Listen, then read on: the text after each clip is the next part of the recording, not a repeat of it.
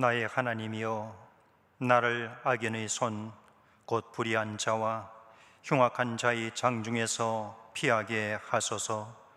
주 여호와여, 주는 나의 소망이시오 나의 어릴 때부터 의지시라. 내가 모태에서부터 주의 붙드신 바 되었으며 내 어미 배에서 주의 취하여 내신 바 되었사오니 나는 항상 주를 찬송하리이다. 나는 무리에게 이상함이 되었사오나 주는 나의 견고한 피난처시오니 주를 찬송함과 주를 전숭함이 종일토록 내 입에 가득하리이다.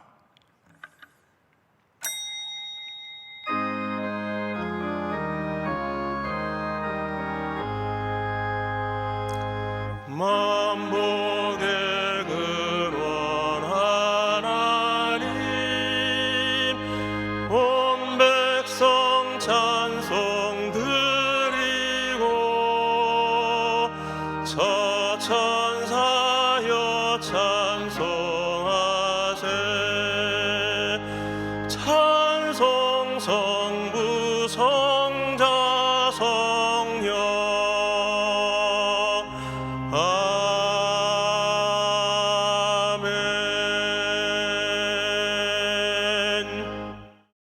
전능하사 천지를 만드신 하나님 아버지를 내가 믿사오며 그 외아들 우리 주 예수 그리스도를 믿사오니 이는 성령으로 잉태하사 동정녀 마리아에게 나시고 본디오 빌라도에게 고난을 받으사 십자가에 못 박혀 죽으시고 장사한 지 사흘 만에 죽은 자 가운데서 다시 살아나시며 하늘에 오르사 전능하신 하나님 우편에 앉아 계시다가 저리로서 산자와 죽은 자를 심판하러 오시리라. 성령을 믿사오며 거룩한 공예와 성도가 서로 교통하는 것과 죄를 사하여 주시는 것과 몸이 다시 사는 것과 영원히 사는 것을 믿사옵나이다. 아멘. 성윤주 지자님의 특성이 있으니 당일랑 조목사님께서 요한복음 13장 18절에서 38절 강해로 말씀해 주시겠습니다.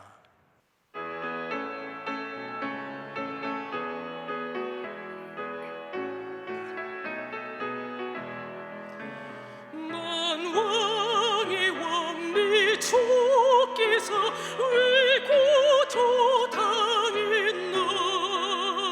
이 벌레 같은 나위에 그 보혈을 렸네. 십자가 내가 처음 볼 때 나의 맘에 큰 고통 사라져. 예수 믿고서 내 눈 밝았네. 참 내 기쁨 영원하도다. 주 십자가 못 박힘은 속죄함 아닌가.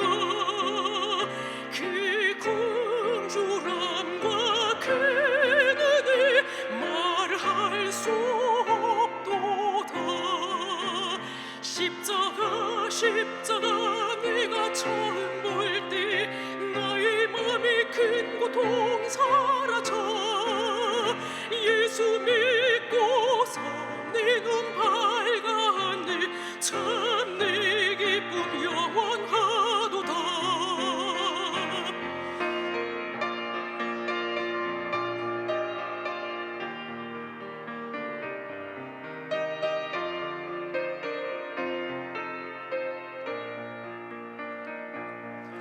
험한 십자가에 주가 흘린 피를 믿는 마음으로 바라보니 나를 용서하고 내 죄 사시려 주가 흘리신 보혈의 새. 죄 웃은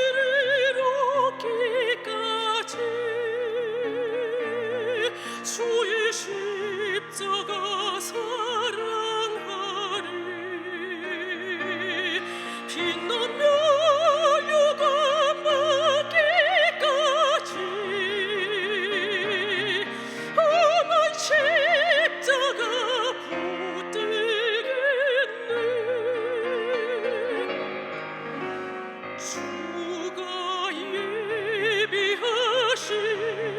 너의 본향집에 나를 부르실 그날까지 험한 십자가를 항상 달게 지고 내가 죽도록 찬송하리. 최후 승리를 얻기까지 주의 십자가 사랑하리. 빛나면 영광 받기까지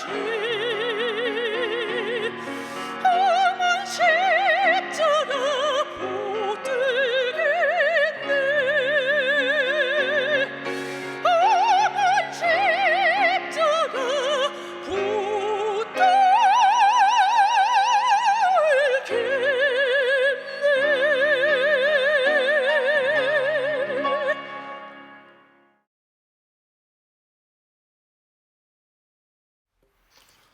성령께서 우리 가운데 계십니다.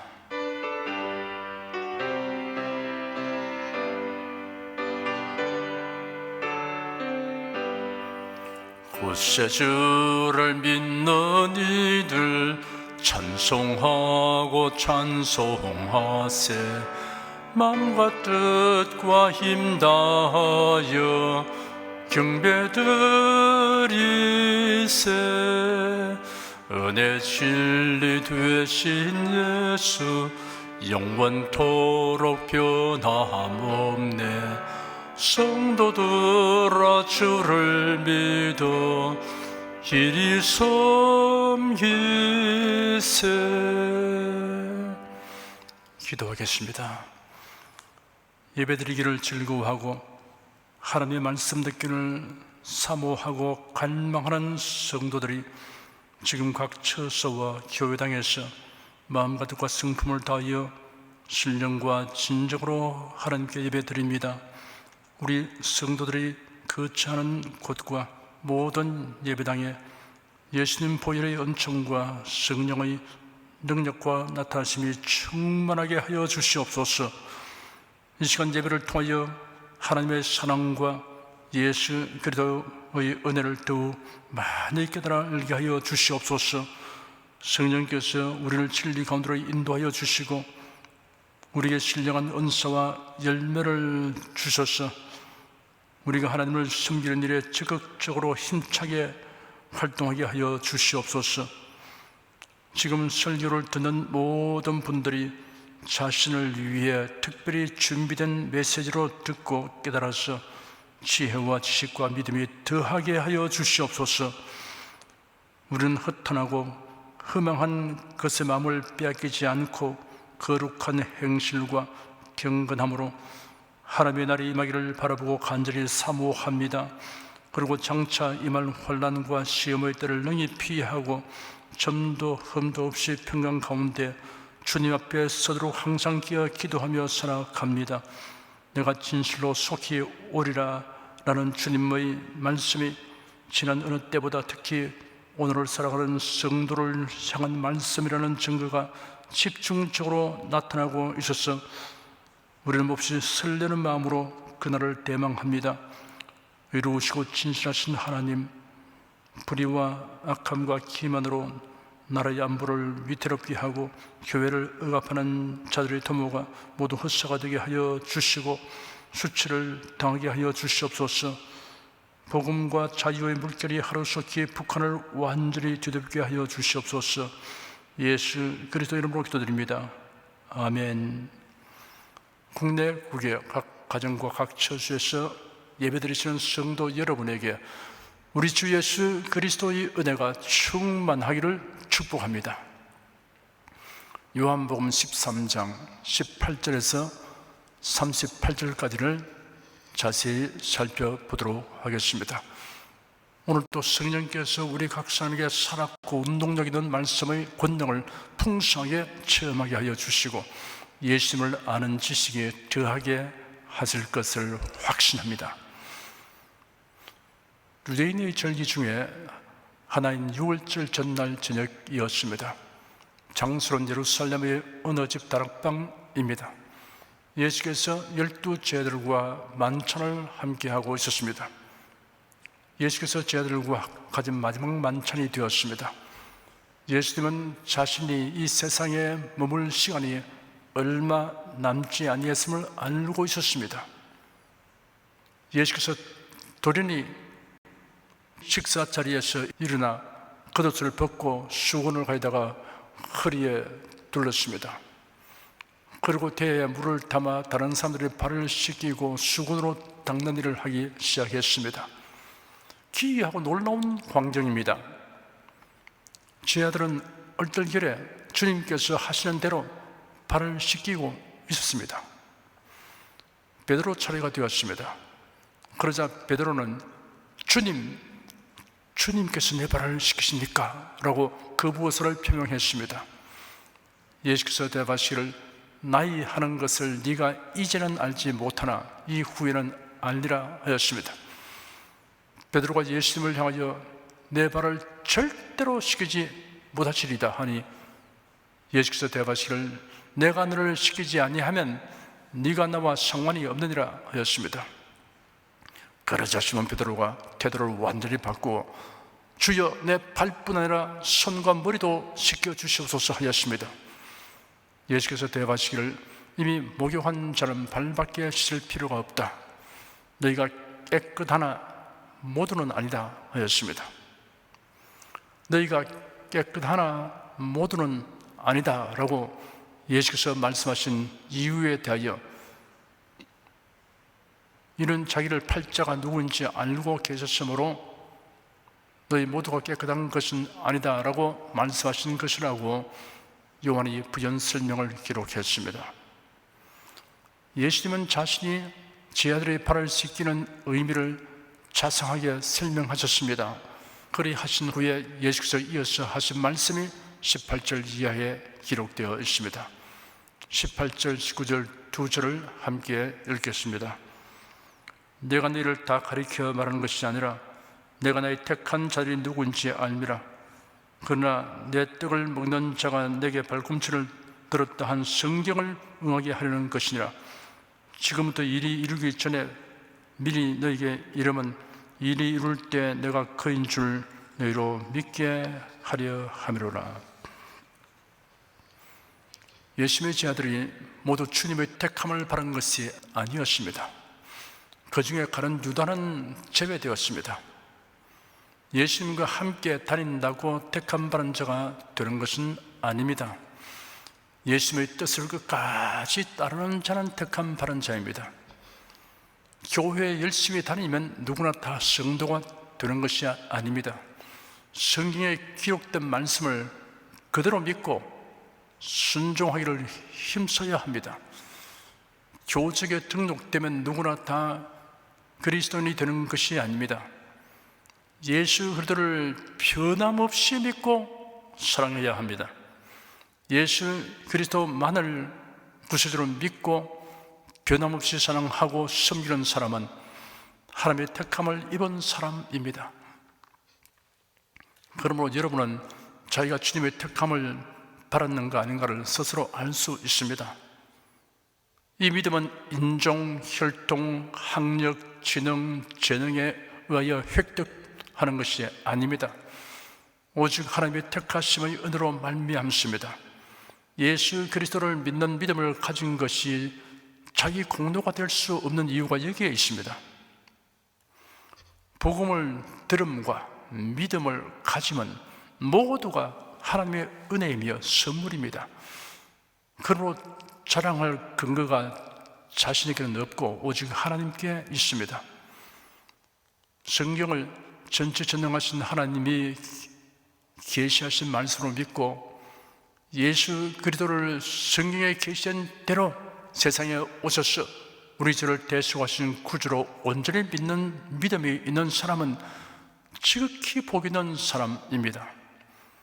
제자들 중에 하나가 예수님을 팔아 넘기는 일을 하게 될 것은 성경의 예언이 이루어지는 것이라고 예수께서 말씀하셨습니다. 시편 41편 9절에 나의 신뢰하는 바 내 떡을 먹던 나의 가까운 친구도 나를 대적하여 그 발꿈치를 들었나이다 라는 말씀이 있습니다.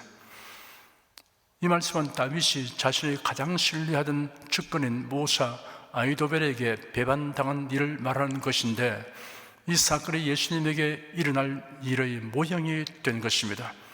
발꿈치를 들었다는 표현은 유대 사회에서 배반의 의미를 가진 관용어인 것 같습니다. 말이 뒷발질하는 모습 혹은 사람을 발로 차는 모습을 연상케 합니다. 예수께서 자신에게 일어날 일들을 제 아들에게 예고하시는 것은 이로 인하여 제 아들이 예수님을 성경에 예언된 그분, 곧 메시아라고 알고 믿게 하기 위한 것이라고 하셨습니다. 예수님의 탄생과 생애와 죽음과 부활은 우연한 사건이 아닙니다. 미리 예정되고 예고된 대로 이루어진 것입니다. 그러므로 예수님의 재림도 성경에 예언된 그대로 이루어질 것입니다. 20절에서 22절까지 함께 읽겠습니다. 내가 진실로 진실로 내게 이르노니 나의 보낸 자를 영접하는 자는 나를 영접하는 것이요 나를 영접하는 자는 나를 보내신 이를 영접하는 것이니라. 예수께서 이 말씀을 하시고 심령에 민망하여 증거하여 가라사대 내가 진실로 진실로 내게 이르노니 너희 중 하나가 나를 팔리라 하시니 제 아들이 서로 보며 누이게 되어 말씀하신지 의심하더라. 아버지 하나님과 예수님은 하나이시다 라는 사실을 강조하셨습니다. 예수님에 대한 우리의 태도가 곧 아버지 하나님께 대한 태도가 됩니다. 가룟 유다가 예수님을 배반한 것은 아버지 하나님에 대한 배반과 동일한 것입니다. 예수 그리스도에 대하여는 성경에 기록된 그대로 다 믿지는 않지만 그래도 나는 하나님을 믿는다라는 말은 이율배반적인 말입니다. 나는 원모양의 삼각형이 있음을 믿는다라는 말처럼 성립될 수 없는 말입니다. 예수 그리스도에 대하여 성경과 다르게 믿고 전하는 사람은 복음 전도자가 아닙니다. 그가 전하는 것은 복음이 아닙니다. 다른 복음입니다. 바울서는 이런 자들에게 저주를 선포하였습니다. 이들은 가라지입니다. 쭉정이입니다. 그러므로 종교다원주의 단체를 두둔하거나 공산주의자를 옹호하는 자는 사이비 이단자입니다. 마귀의 종입니다. 참된 신자, 참된 교육자는 이를 두둔하거나 옹호하는 일을 삼가는 것이 아니라 불가능합니다. 바울 사도는 말하기를 의와 불법이 어찌 함께하며 빛과 어둠이 어찌 사귀며 그리스도와 별달이 어찌 조화되며 하나님의 성령과 우순이 어찌 일치가 되리요 하였습니다. 예수님은 제 아들 앞에서 내가 너희 12를 택하지 아니하느냐 그러나 너희 중에 한 사람은 마귀니라. 너희가 깨끗하나 다는 아니다. 내 떡을 먹는 자가 내게 발꿈치를 들었다 한 성경을 응하게 하려는 것이다. 너희 중 하나가 나를 팔리라 라고 공개적으로 가룟 유다에 대하여 여러 번 언급하셨습니다.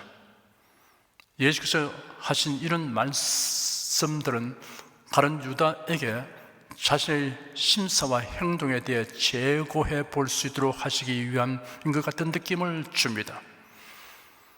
예수님의 말씀을 듣고 제자들은 당혹하면서 서로 의심하였습니다. 청천벽력 같은 말씀이었습니다. 그런 일이 있어서도 안 됐지만 그런 제자가 있을 리가 만무하다고 생각하기 때문일 것입니다. 23절에서 29절까지 함께 읽겠습니다. 예수의 제자 중 하나 곧 그의 사랑하시는 자가 예수의 품에 의지하여 누웠는지라. 시몬 베드로가 머리짓을 하여 말하되 말씀하신 자가 누구인지 말하라 한데 그가 예수의 가슴에 그대로 의지하여 말하되 주여 누구오니까? 예수께서 대답하실 때 내가 한 조각을 찍어다가 주는 자가 그니라 하시고 곧 한 조각을 찍으시다가 가룟 시몬의 아들 유다를 주시니 조각을 바란 후 곧 사단이 그 속에 들어간지라. 이에 예수께서 유다에게 이르시되 네 하는 일을 좋게 하라 하시니 이 말씀을 무슨 뜻으로 하시는지 그 앉은 자 중에 아는 이가 없고 어떤 일은 유다가 돈 기회를 맡았으므로 명절에 우리의 물건을 사라 하시는지 또 가난한 자들에게 무엇을 주라 하시는 줄로 생각하더라. 요한복음은 사도 요한이 기록한 것인데 자신을 가리켜 예수님을 사랑하시는 제자라는 표현을 하고 있습니다. 요한은 예수님의 제자들 중에서도 야고보, 베드로와 함께 수제자로 여김 받았으니 그렇게 생각할 수 있습니다. 예수께서 제자들 중에 요한에게 유달리 관심을 보이시고 인정하셨을 수도 있으나 요한이 스스로 그렇게 생각하고 있었다고 볼 수 있습니다. 나는 예수님의 사랑을 특별히 받고 있다라고 생각할 뿐 아니라 공공연하게 말했다고 해도 문제될 것 없습니다. 다만 그게 합당하게 처신해야 할 것입니다. 요한은 예수님의 곁에 바짝 붙어 앉아서 예수님의 가슴에 기대는 자세를 하고 있었습니다. 시몬 베드로가 고개짓을 하여 누구를 가리켜 말씀하는지 여쭈어보라고 하였습니다.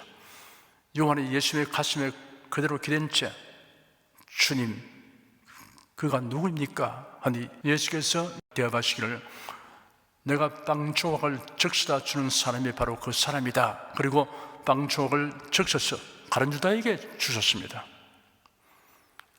예수님이 나직하게 말씀하시기 때문에 제자들이 잘 알아듣지 못했던 것 같습니다. 그리고 빵을 찍어 먹는 식초에 빵 조각을 찍어서 주는 것은 매우 친밀한 관계를 나타내는 것이기 때문에 요한의 질문에 대한 대답으로 하시는 행동이라고 생각하지 못했던 것입니다. 내가 빵 조각을 적셔다 주는 사람이 바로 그 사람이다 라는 예수님의 말씀을 요한이 제대로 알아들었다면 베드로에게 분명하게 알렸을 것입니다. 그렇게 되었다면 다른 제자들과 베드로가 가만히 있지 아니했을 것입니다. 가룟 유다가 빵 조각을 받자 사탄이 그에게로 들어갔습니다. 2절에 보면 만찬전에 마귀가 가룟 유다에게 예수님을 팔 생각을 넣어 주었다고 하였는데 여기서는 가룟 유다에게 들어갔다고 하였습니다. 마귀가 그 사람 안에 들어가게 되면 그때부터는 그 사람의 생각과 행동이 마귀의 지배를 받게 됩니다. 사이비 이단자들의 가르침은 이단 사상을 담고 있는 말입니다. 이단 사상의 묘에는 사탄이 있습니다. 그러므로 그들의 말을 듣고 있으면 사탄이 넣어주는 생각을 받아들이는 것이 됩니다. 그러다가 어느 순간에 사탄이 들어가 버리면 그 사람의 인격을 사탄이 지배해 버립니다. 무언가 잘못되었다고 알게 되어도 그것을 빠져나오지 못하는 이유가 여기에 있습니다. 예수님은 이어서 가룟 유다에게 말씀하시기를 네 하는 일을 속히 하라 하였습니다. 이쯤 됐으면 가룟 유다의 가슴이 뜨끔했어야 합니다. 예수님은 내가 무엇을 하려고 하는가를 환히 꿰뚫어보고 계시구나 라는 생각 때문에 두려움을 느끼고 일을 더 이상 진행시키지 못하고 포기했어야 합니다. 그런데 놀랍게도 가룟 유다는 얼굴색도 변하지 않고 마음먹은 대로 일을 진행해 나갔습니다. 마귀의 지배를 받으면 돌이킬 수 없는 증이 되고 만다는 것을 보여주는 증거입니다. 제자들은 예수님이 하신 말씀이 무슨 뜻인지 알지 못하였습니다.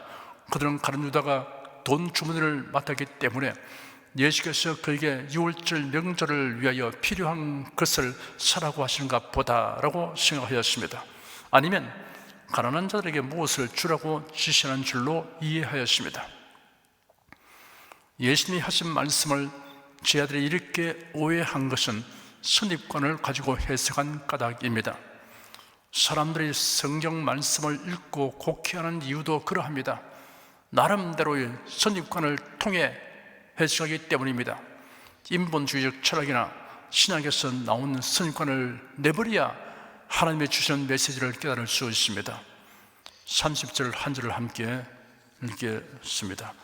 유다가 그 족을 받고 곧 나가니 밤이르라. 유다가 그 족을 받고 곧 나가니 밤이르라 라고 기록되었습니다. 제6시, 제7시 이런 식으로 구체적인 시간을 말하지 않고 단지 밤이라는 표현을 하신 데는 암시적인 뜻이 그 가운데에 있습니다. 여기서 밤은 절망과 탄압과 버림바람을 의미합니다. 예수님을 등지는 사람, 복음을 거절하고 말씀을 거스르는 행동을 하는 사람은 어두움으로 나가게 됩니다. 주님을 변함없이 사랑하며 말씀을 따라 살아가는 사람은 환경이나 육신이 밤을 만날지라도 그 영혼은 항상 빛 가운데 있습니다. 31절, 32절 두 절을 함께 읽겠습니다. 제가 나간 후에 예수께서 가라사대 지금 인자가 영광을 얻었고 하나님도 인자를 인하여 영광을 얻으시도다. 만일 하나님이 저로 인하여 영광을 얻으셨으면 하나님도 자기로 인하여 저에게 영광을 주시리니 곧 주시리라. 가룟 유다가 나간 후에 예수께서 11 제자들과 더불어 말씀을 나누셨습니다. 여기서 먼저 예수님 자신과 하나님이 얻으실 영광에 대한 확신을 피력하셨습니다. 자신의 죽음으로 인하여 자신의 영광을 얻을 것이며 또한 자신이 하나님의 뜻을 이루는 것으로 인하여 하나님의 영광을 얻으실 것이라고 말씀하셨습니다. 앞으로 이루어질 일이지만 영광을 얻었다라고 말하여 이미 그렇게 된 결과적 의미를 가진 표현을 하셨습니다. 예수께서 하려고 하는 의지를 누구도 가로막지 못할 뿐 아니라 예수님은 변역하시거나 중도 포기하는 일이 없으시기 때문입니다. 하나님의 영광에 참여하는 자가 되려면 하나님의 뜻대로 행해야 합니다. 그러기 위해서 하나님께서 원하신다면 어떤 희생도 마다하지 않아야 합니다. 33절 한 절을 함께 읽겠습니다. 소자들아 내가 아직 잠시 너희와 함께 있겠노라. 너희가 나를 찾을 터이나 그러나 일찍 내가 유대인들에게 너희는 나의 가는 곳에 올 수 없다고 말한 것과 같이 지금 너희에게도 이르노라. 나의 가는 곳이란 두 가지 의미를 함축하고 있습니다. 첫째는 예수님이 맡게 될 십자가에서의 고난과 죽음입니다. 둘째는 예수께서 부활 승천하셔서 들어가실 천국입니다. 그러나 장차 성령 강림 후에는 상황이 바뀌게 될 것입니다. 제자들은 그리스도를 위해 고난을 당하고 순교까지 당하였습니다. 그리고 천국에 들어가게 되었습니다. 34절, 35절 두 절을 함께 읽겠습니다. 새 계명을 너희에게 주노니 서로 사랑하라. 내가 너희를 사랑한 것 같이 너희도 서로 사랑하라. 너희가 서로 사랑하면 이로써 모든 사람이 너희가 내 제자인 줄을 알리라. 서로 사랑하라는 계명을 예수님은 새 계명이라고 부르셨습니다. 여기서 사용된 새롭다는 원어는 카이노스입니다. 전에 없었던 새로운 것을 의미합니다. 그 이유는 내가 너희를 사랑한 것 같이라는 말씀에 있습니다. 예수님은 우리를 구원하시기 위해 십자가에 못 박혀 죽으셨습니다. 희생적 사랑입니다. 예수로의 사랑이 동기가 되고 원천이 되어 다른 사람을 사랑하는 사랑은 새로운 계명입니다. 이러한 사랑을 실천하면 예수의 제자라는 것을 다른 사람에게 말하지 않아도 알려지게 된다고 말씀하셨습니다. 36절에서 38절까지 함께 읽겠습니다. 시몬 베드로가 가로되 주여 어디로 가시나이까? 예수께서 대답하시되 나의 가는 곳에 네가 지금은 따라올 수 없으나 후에는 따라오리라. 베드로가 가로되 주여 내가 지금 어찌하여 따를 수 없나이까? 주를 위하여 내 목숨을 버리겠나이다. 예수께서 대답하시되 네가 나를 위하여 네 목숨을 버리겠느냐? 내가 진실로 진실로 네게 이르노니 닭 울기 전에 네가 3번 나를 부인하리라. 제 아들은 예수님의 말씀을 듣고 있지만 그 뜻을 아직 알지 못하였습니다. 그래야 시몬 베드로가 주님 어디로 가십니까? 라고 질문했습니다. 예수께서 대답하시기를 나의 가는 곳에 네가 지금은 따라올 수 없으나 후에는 따라오리라 하였습니다. 베드로는 주여 내가 지금은 어찌하여 따를 수 없나이까? 주를 위하여 내 목숨을 버리겠나이다 하였습니다. 이는 허풍을 떠는 것이 아닙니다. 꿈이 없는 진심의 말입니다. 하지만 자신의 의지가 얼마나 나약한가를 자신도 모르고 있었습니다. 예수께서 베드로에게 대답하셨습니다. 네가 나를 위하여 네 목숨을 버리겠느냐? 내가 진실로 진실로 네게 이르노니 닭 울기 전에 네가 3번 나를 부인하리라. 베드로는 예수님의 대답을 수긍할 수 없었습니다.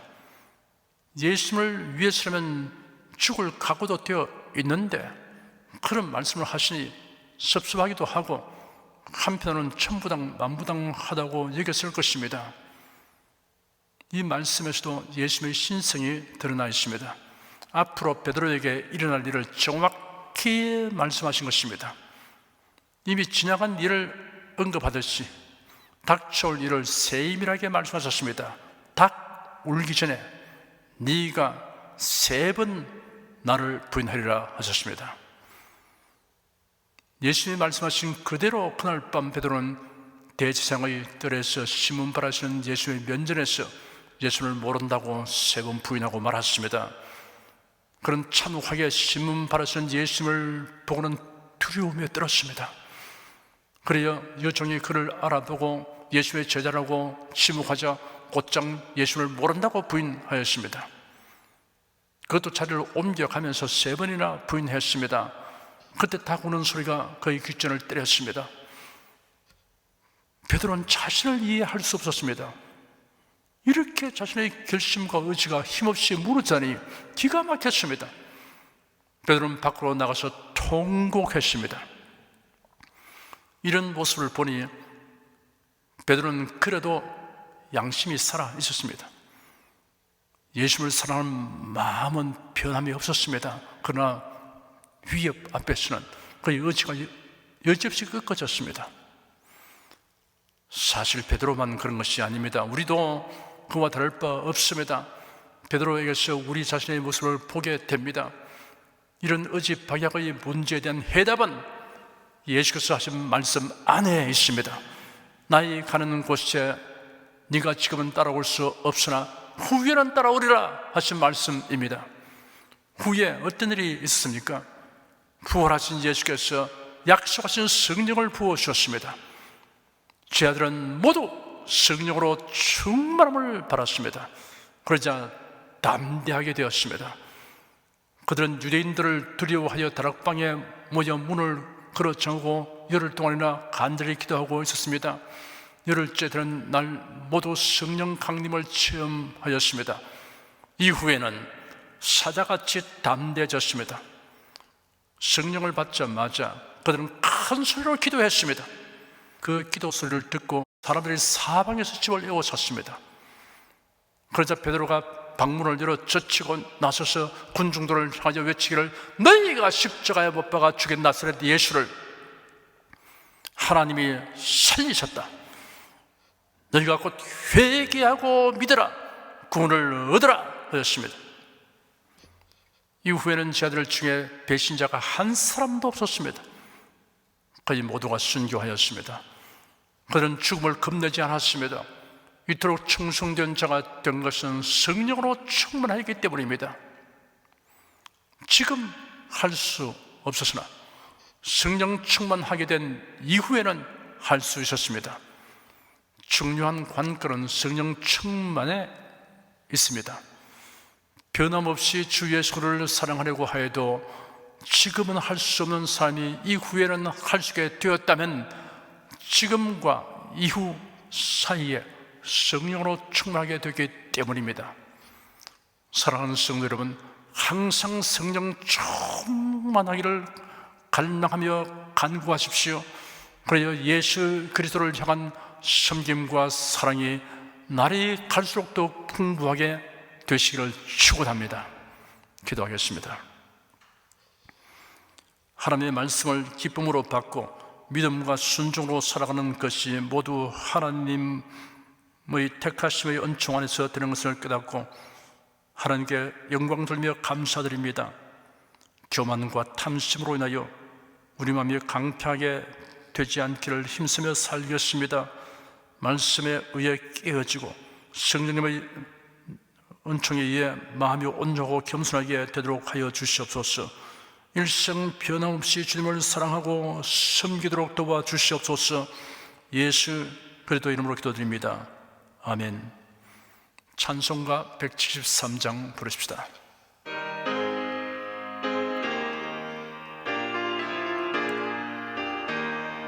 불길 같은 성신여 간구하는 우리에게 지금 강림하셔서 영광 보여줍소서.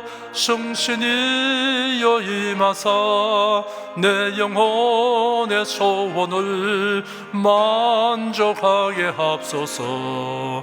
기다리는 우리에게 불러 충만하게 합소서. 주의 제단 불 위에 우리 몸과 영혼과 우리 가진 모든 것 지금 바치옵니다. 성신이여 임하사 내 영혼의 소원을 만족하게 합소서. 기다리는 우리에게 불러 충만하게 합소서. 모든 것 다 바치고 비고비인 마음에 주의 이름 위하여 성신 충만합소서. 성신이여 임하사 내 영혼의 소원을 만족하게 합소서. 기다리는 우리에게 불러 충만하게 합소서. 호소하신 주께서 허락하신 성신을 믿고 간구하오니 지금 내려줍소서. 성신이여 임하사 내 영혼의 소원을 만족하게 합소서. 기다리는 우리에게 불러 충만하게 합소서. 아멘. 여러분 중에 그리스도인이 아니었으나 지금 하나님의 나라 백성이 되고 하나님의 자녀가 되기를 원하시는 분이나 지난날 교회에 다녔으나 그동안 신앙생활을 하지 아니하신 분은 지금 저를 따라서 신앙 고백 기도를 하시기 바랍니다. 성도 여러분은 자신의 신앙을 견고히 하기 위해서 함께 기도하시기 바랍니다. 하나님 아버지, 저를 불러주니 감사합니다. 예수께서 십자가에 못 박혀 죽으시고 죽음에서 부활하심으로 저희 모든 죄를 사하여 주시고 저를 구원해 주시니 감사합니다. 예수님은 나의 구세주이시며 하나님이시며 주님이심을 믿고 고백합니다. 하나님을 변함없이 경외하고 사랑하고 의지하며 살겠습니다. 힘써 복음을 전하며 살겠습니다. 예수님 이름으로 기도드립니다. 아멘. 여러분 가슴에 손을 얹으십시오.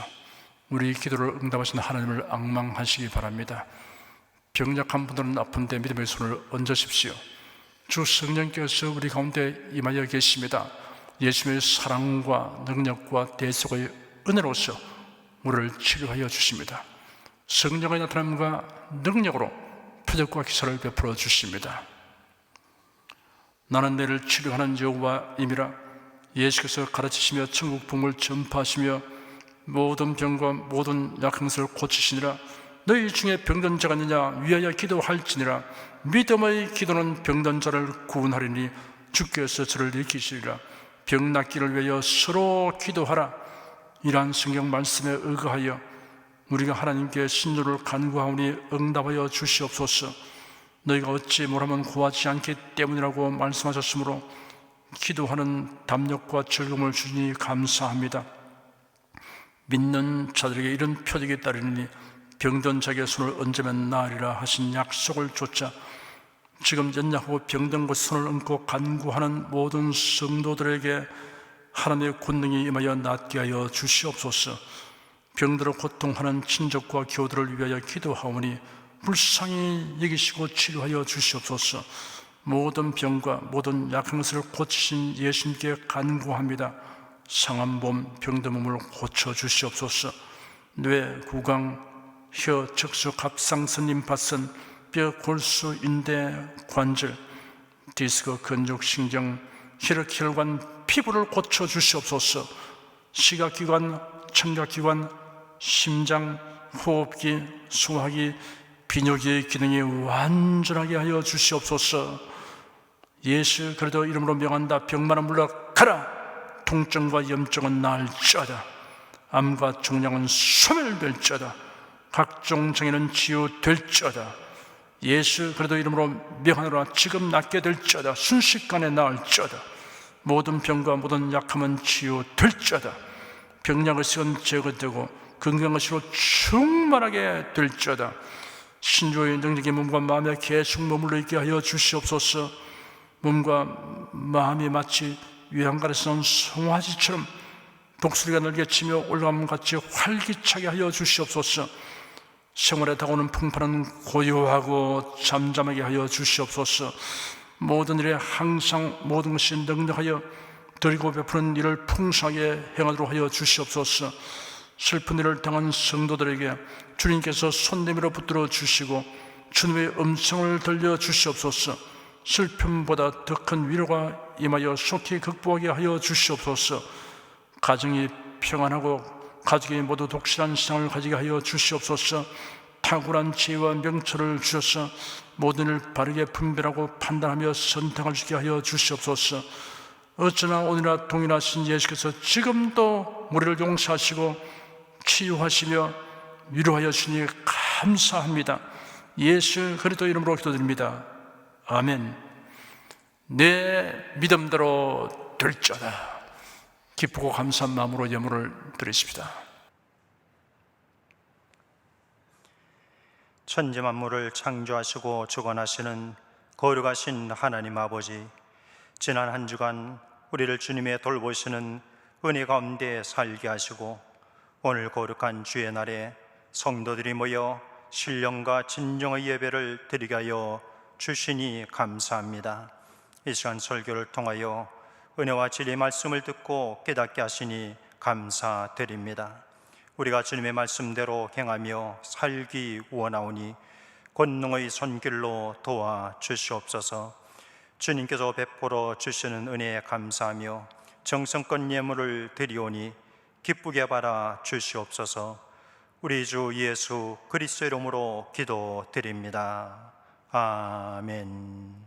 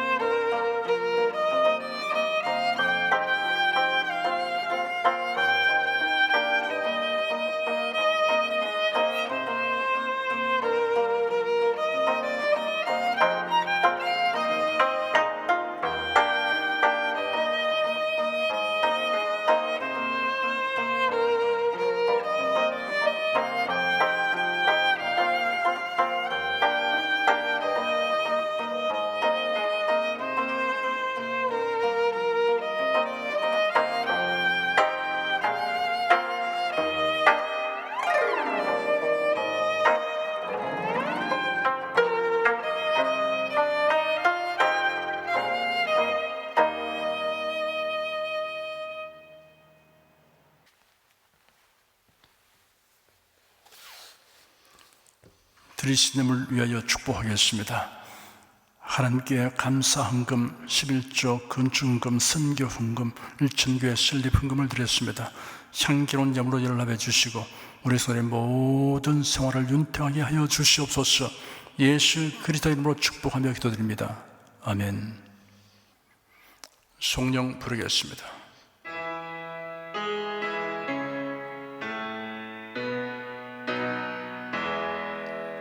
성부 성자 성령께 찬송과 영광 돌려보내세.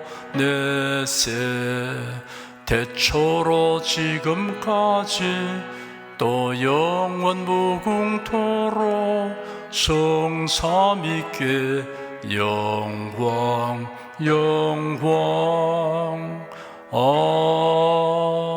아멘. 우리 주 예수 그리스도의 은혜와 하나님 아버지의 사랑과 성령의 교통하심이 은혜와 진리 가운데 사랑하는 모든 성도들 위해 임하시옵기를 축원합니다. 아멘.